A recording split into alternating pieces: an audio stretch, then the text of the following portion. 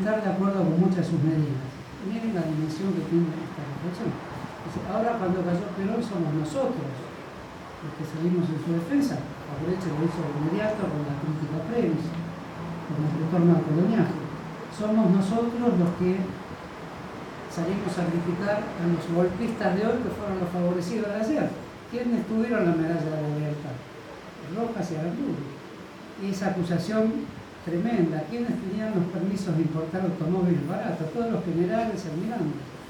Entonces, retrata un poco la tragedia de su vida intelectual. Del intelectual solitario, otra vez estaba suicidando. Dice yo, que ahora vengo a defender a este gobierno, que no me atacó exactamente, que me desatendió, no me escuchó y clausuró algunas de mis revistas. Vengo a establecer esta paradoja. Voltean gobiernos populares personas que pertenecen a su seno, personas que son favorecidas por los gobiernos populares, personas como estos dos generales de opereta que tuvieron todas las prebendas del régimen y como lección austera, casi estoica del intelectual que ve tocar el cielo con las manos pero de repente cae otra vez en la gran tentación de suicidio o del hecho de sentirse incomprendido. Dice, heme aquí otra vez en la senda de la oposición a un gobierno que conmemora estos dos traidores militares y nuevamente yo tengo que decir mi palabra, que es la siguiente. Artículo primero. Degrádase a la condición de pollos pelados a los ejes generales Aramburu y Rojas.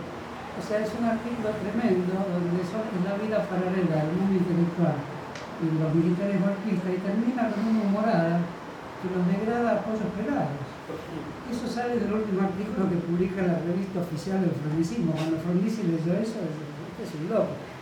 Los degrada, dice yo, ciudadano, cédula de identidad, como Walsh cuando firman la carta a la Junta con la cédula de identidad. Yo, cédula de identidad tal, ciudadano en uso de mi soberanía individual. Podría ser recortado sobre la multitud un individuo. Los degrado y los convierto en pollos pelados. ¿De dónde sacó ese humor? Porque era un hombre agrio. Hay una afirmación de él saltándose en una valija con las hijas, que no lo revela como un hombre agrio, pero en política era como algo así como el divino amargado. Es un poco la tragedia de los intelectuales argentinos, me parece.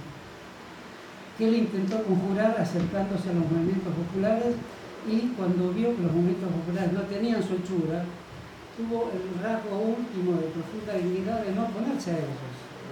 Uno puede decir, qué raro este personaje, se fue a una isla desierta para no ser tentado, pero eso hace a la complejidad de la vida militante argentina. Me parece que sin estudiar o reflexionar o pensar sobre estos temas, también es muy difícil participar a pleno en estas, para decir lo último, en las difíciles jornadas que se avecinan en la Argentina. Muchas gracias.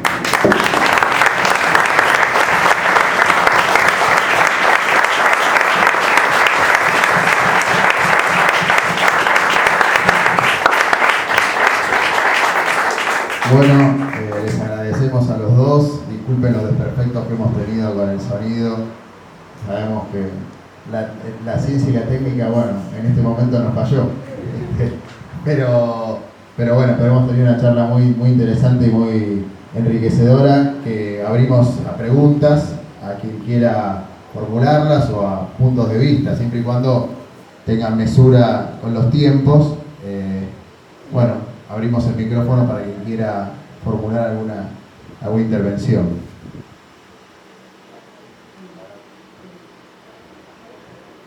A ver si llega. Había dos.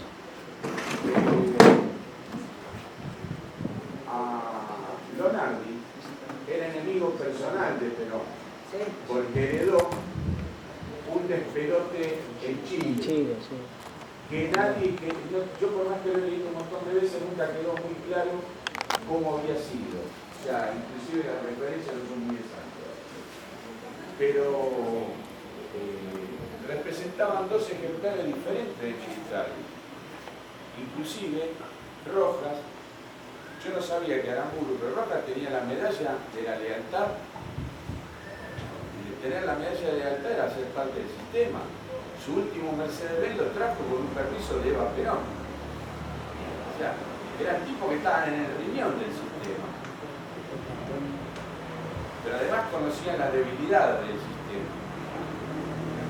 Cuando dicen que van a bombardear la destilería de La Plata, sabían muy bien por qué razón ahí las cosas iban a cortar. Porque la destilería era una hija directa de Perón. Pero bueno, podríamos hablar. Lástima que me perdí la mitad, por el sonido me perdí la mitad de la bueno, espero que haya conferencia. escuchado la mitad mejor. Perón llega a decir de esa destilería, era un hijo mío. ¿Cómo? Perón de esa destilería, no sé hasta qué punto, Perón pudo haber luchado perfectamente, la gran tesis de Michel Peña, ¿por qué no lo hizo? O sea, el general Iñiguez estaba... Hay una razón, hay una razón. Yo lo digo a esa expresión, la destilería era mi hijo, es que extraña esa expresión, ¿no? Perón dijo eso, era como mi hijo. Pero según lo que yo he leído, Perón estuvo en España después de la Guerra Civil y vio lo que había quedado de España y no quería, insisto, son cosas que están escritas y yo era muy chiquito en esa época, no quería que se produjese un baño de sangre porque realmente lo que pasó en la Guerra Civil Española fue terrorífico, ¿no? Pero bueno, es muy difícil estar en la mente de otras personas. Igual eso es considerable en Perón, yo creo que algo de eso pudo haber. ¿Cómo? Es considerable ese pensamiento en Perón, su definición de León herbívoro no es en vano. De todas maneras, buena parte del peronismo de aquel entonces y de la resistencia siempre lamentó que Perón no hubiera dado batalla. Es el gran tema del libro de Mircea Peña. ¿Por qué no enfrentó Perón? Mircea Peña, que es un trotskista, tenía la idea, por supuesto no de que iba a haber un baño de sangre, sino de que a través de un sector militar que tenía condiciones de derrotar la insurrección, pero la insurrección era muy pequeña, estaban decididos a morir, nada más, que eso te hace muy fuerte, si estás realmente decidido a morir. En cambio, los burócratas militares peronistas no estaban muy decididos a morir. Iñiguez sí, Iñiguez era un militar que había ido a Córdoba también decidido a morir. Pero Mircea Peña dice que Perón tenía la intuición, perfectamente confirmable, que si ganaba el sector del ejército adicto, tenía que establecer un nuevo trato con la clase trabajadora que iba a comenzar a reclamar efectivamente medidas revolucionarias. Esa es la tesis de Mircea Peña. Yo tuve un compañero de trabajo que era estafeta del ejército y me decía Franklin Lucero estaba llorando, que era el comandante en jefe del ejército, y llorando le decía, deme la orden de reprimir, vamos a defendernos. Y no se quería llegar al derramamiento de sangre. Sí, eso yo en su momento fui de los que pensó que estaba mal. Ahora, con la edad es muy importante, consejera, para pensar. Uno trata de negar la edad, de decir siempre que dice lo mismo, pero la edad es una especie de epistemología permanente, ¿no? Ahora pienso que no estuvo mal. Un día vi en la televisión chilena un obrero chileno que decía lo siguiente: qué pena que Allende se suicidó, tendría que haber salido y organizado una resistencia. Bueno, esa es una diferencia. Allende era un médico masón,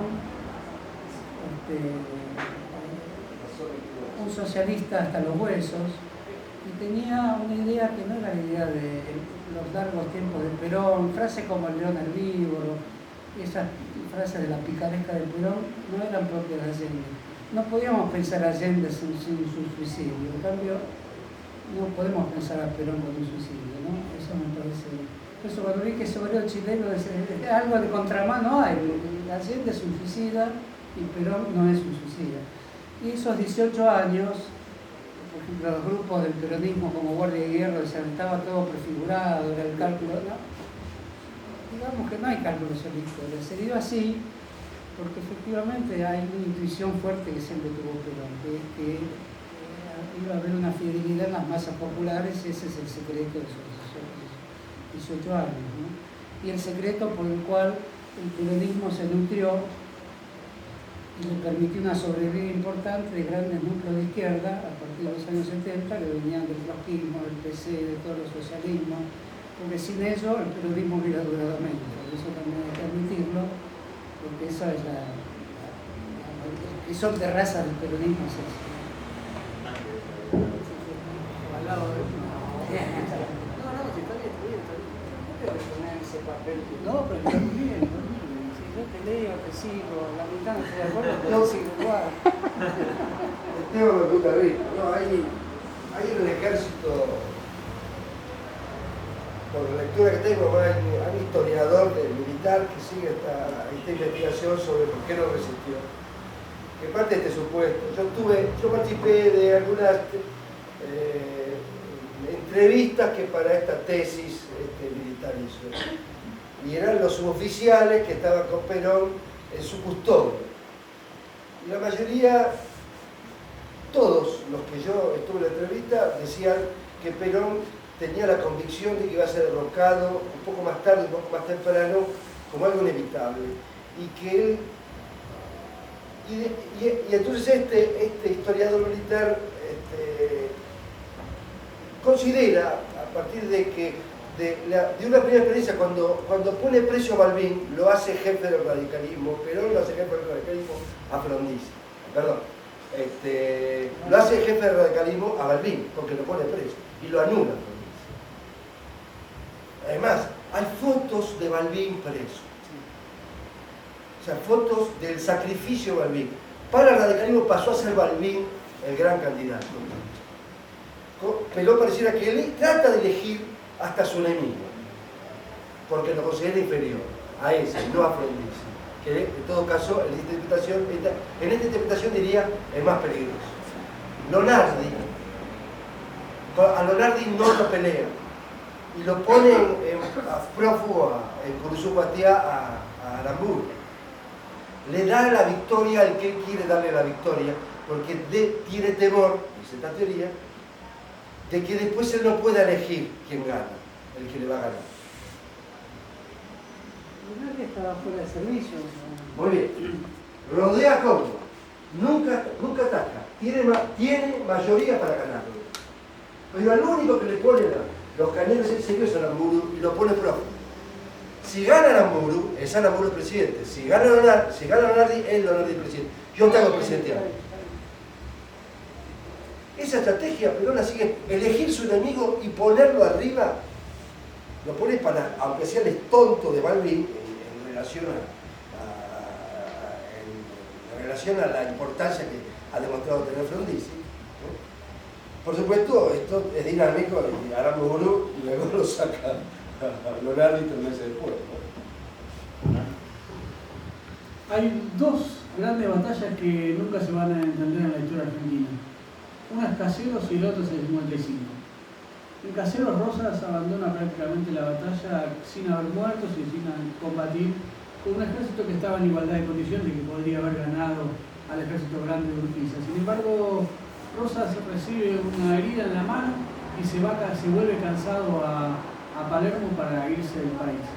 Y yo creo que ese cansancio de Rosas replica el cansancio de Perón en el 55.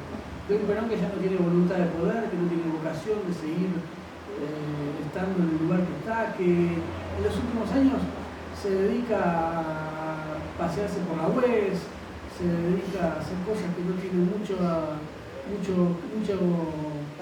correlación con lo que había hecho entre el 48, que era el año maravilloso. Es un hombre que me parece que para mí está agotado en términos personales, no políticos. Lo que no significa que en el 58-59 siga estando agotado. Lo digo que en el 54-55 para mí Perón está agotado en términos personales hacia la política. Y me parece que a veces también hay que entender lo que tiene que ver con a ver cómo se puede decir, con el espíritu de los hombres políticos, ¿no? Si se quiere. Porque es cierto, Perón podría haber aplastado a la revolución como lo hizo en el 51. Perón podría haber incluso impedido que se atacaran las refinerías de La Plata. Sin embargo, él decide por alguna razón extraña que uno puede analizarlo en términos humanísticos. En términos humanísticos es preferible que no haya habido el derramamiento de sangre que prácticamente iba a sobrevivir al 55. Sin embargo, tarde o temprano el baño de sangre lo hubo, ¿no? En el 76, con otras características, con otros antecedentes, si se quiere, que no son exactamente los del 55, pero hay una relación entre el 55 y el 76. Y hubo 18 años de exilio. Yo no creo que en esta yo creo que nadie juega al billar a tres bandas en política. Esa cosa de pensar que me van a derrocar para poder manejar los tiempos de mis regresos, si es posible. En política es así, me parece que no es así. Yo creo que las renuncias individuales hay que pensarlas más en términos de cansancio que en términos de conspiraciones o de cálculos y especulaciones de hombres sobrenaturales, ¿no? Yo creo que Perón estaba cansado. Por ahí es una explicación que ese no cansancio alcanza. es tu enemigo. Yo también creo. Puede ser, pero digo, esas entrevistas. por ahí es una oficiales explicación dicen que no Perón alcanza. regalaba las botonetas. Por ahí 3 meses antes de caer. La por ahí es moto. una explicación que no es seductora para los militantes peronistas, para aquellos que creemos en que Perón es infalible como el Papa, pero si Ratzinger renunció, Perón tranquilamente podría haberse cansado de su gobierno, posiblemente hubiera preferido que su continuidad fuera un sector del ejército por su mirada incluso de hombre de armas. Hubiera preferido que su sucesor fuera Leonardo y no posiblemente un mercante, ¿no? Por algo mercante lo cagó y eso también es interesante plantearlo. Pero yo creo que a veces no hay tanto misterio en las decisiones que toman los hombres políticos, sino que simplemente que son cuestiones que tienen que ver con lo sencillo. Y lo individual también la decisión individual también es un peso importante a la hora de definir políticas. No todo es una visión ideológica, una visión política. Y yo veo un Perón agotado, un Perón mustio, si se quiere, entre el 52 y el 55. También se puede pensar en una cuestión de relación de fuerzas, digamos la idea que él planteaba de movimientos que se está reflejando por la Iglesia, ya no apoya el gobierno de los temas que lo apoyaban al comienzo. Hay una cuestión también de debilidad política que me parece que hace que Perón esté más cerca de tomar la decisión de irse y no quedarse luchando, entre otras cosas. No sé, porque en el 54 la elección a vicepresidente la gana con el 60% de los votos. Por lo tanto, el apoyo que tenía de la sociedad era un apoyo que seguía siendo mayoritario.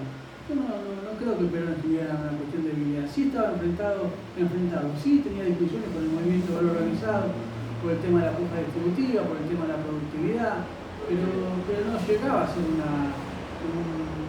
incluso en términos económicos el 55 es mucho mejor que el 52 y el 53.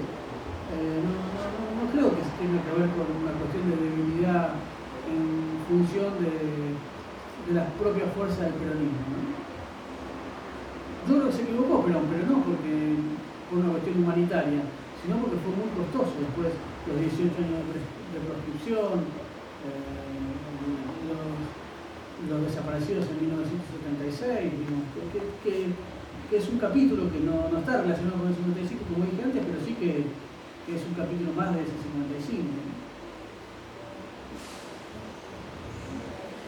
En el año 52, además de morir Evita, se muere la madre de Perón y está el problema de Juancito Duarte.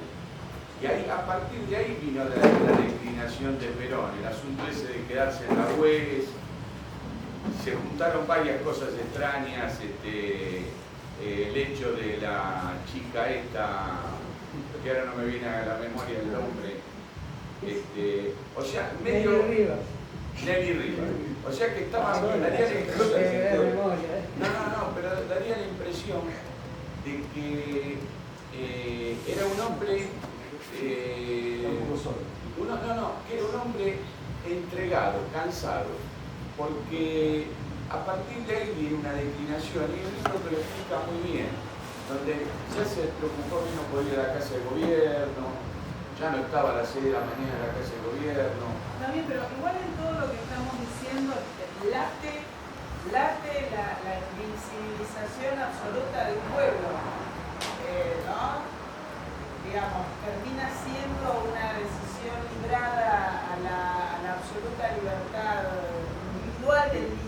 sí, y el líder también tiene decisión.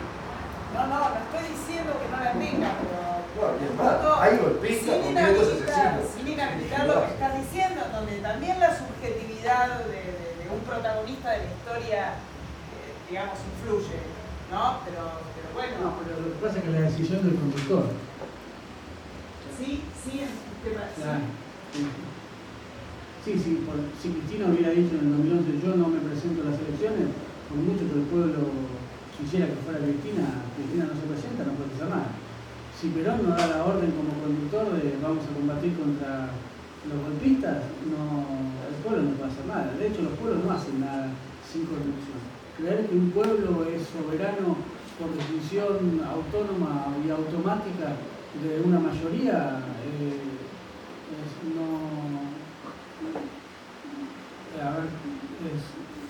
no comprender, digamos, sin caer en una cómo se visión maneja. Romántica de Lo que pasa es que no pasó nunca, por eso digo. Pero Nunca los pueblos actuaron de forma autónoma, ni siquiera el 17 de octubre, que fueron convocados por sus organizaciones de base, digamos. ¿No? O sea, la idea romántica de que el 17 de octubre es una toma de conciencia individual que se va sumando a... posiblemente el 19 de diciembre del 2001 fue una cosa así espontánea de la clase media porteña, pero Una última reflexión, si me permite, de Scalabrini quería rescatar dos textos muy lindos, uno posterior a la caída del peronismo que está en Bases para la Reconstrucción Nacional y otro en ese texto, que es una compilación de textos, por lo general en Scalabrini no tenemos un libro hecho así de una como es Política Británica, que tampoco era un libro escrito, era una compilación de artículos que hizo en distintos momentos. Uno puede sentir incluso el paso del tiempo entre un artículo y otro en un mismo libro. Pero más allá de eso, dos cuestiones puntuales. En lo que era ese desasosiego de Scalabrini, esa sensación de que había sido apartado del proyecto nacional, de que no se lo escuchaba, es cierto, se clausuraba el lugar donde iba, se cerraba diario donde publicaba, y al diario de quien lo publicase, en la realidad. Él, sin embargo, dice que pese a la tentación de una opción golpista, incluso con las ideas que él sostenía, él decía que del otro lado no estaba el arcángel Gabriel, sino Federico Pinedo, así lo expresaba puntualmente Scalabrini, y una última reflexión de un hombre que, en este libro, Bases para la Reconstrucción Nacional, caído el peronismo, decía, al peronismo se lo puede criticar. Él dice, se lo puede criticar, porque hay quienes lo critican por justa razón, y está bien, así lo plantea, pero el problema es que quienes lo criticaron terminaron siendo por sus victorias y no por sus defectos. O sea, tomando lo que decía Horacio, una persona crítica, creo que él pone eso porque decía, yo critico el peronismo. Él dejaba ese lugar porque yo hago mis críticas correctas al peronismo, pero en efecto, lo que vino después no era por sus errores, sino por sus bondades. sí, la idea del hecho maldito, expresada mejor por Cook, con una figura literaria más fuerte. Le faltó llegar a esa idea hasta la... Pero él no era un marxista como Cook, ¿no? Si bien, vamos a decirlo nuevamente, su teoría del imperialismo tiene mucho de la de Lenin también. En ese sentido es un balance entre el lenguaje de Macedonio Fernández y la teoría del imperialismo de Lenin. Pues lo que decía Hernán, yo estoy de acuerdo también. Por supuesto, esa discusión que plantea vos, yo la veo medio irresoluble, ¿no? Pero, medio irresoluble, pero... No, a ver, quiero aclarar sin caer en una cuestión de idealización romántica del pueblo, como si el pueblo fuese una señora que se levanta y se pone a caminar. Pero... No, a mí me gusta observar los fenómenos de liderazgo y de decisión también. Y, por ejemplo, tener las dos versiones del Eternauta. La primera es evidente que Juan Salvo es un grupo colectivo, pero hay jefatura, incluso una jefatura militar, cívico-militar es la jefatura. Cuando Oestergel hace otras versiones, la que sale en el diario de Noticias de los Montoneros, la intenta el hombre colectivo, que en el fondo era lo que tenía en la cabeza. Es decir, el héroe colectivo, que esa historia quedó inconclusa, se llamaba La Guerra de los Antares. Pero ahí los Montoneros habían triunfado